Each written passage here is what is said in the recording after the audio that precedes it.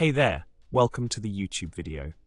Today we're diving into a common problem that many users face when installing Windows 10 on a computer. The issue at hand involves missing partitions after running the installer, specifically the Windows RE partition.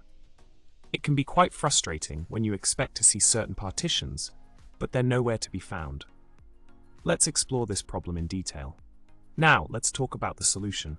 It turns out that the Windows 10 11 installers are actually aware of existing UEFI and WinRE partitions.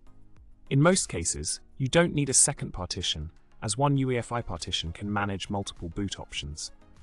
This explains why the installer might skip creating additional partitions. Additionally, when working in different runtime environments, such as during installation, the disk management utility may not show all drive partitions.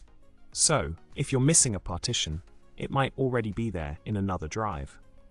It's all about understanding how the installer operates in different scenarios. In summary, installing Windows can be a breeze once you grasp the basics. Remember to create installation USB media, boot from the USB, and install on the drive. Windows 11 installer has also improved in handling multiple installations on different partitions or drives. While the technical details of UEFI partitions and Windows installers may not be fully covered here, the consensus is clear. Understanding how the installer interacts with existing partitions is key to avoiding confusion. I hope this video sheds some light on why the Windows 10 install media may not create a recovery partition as expected. Thanks for watching. Make sure to subscribe, like, and leave a comment below with your thoughts or any funny Windows installation stories you have. See you next time.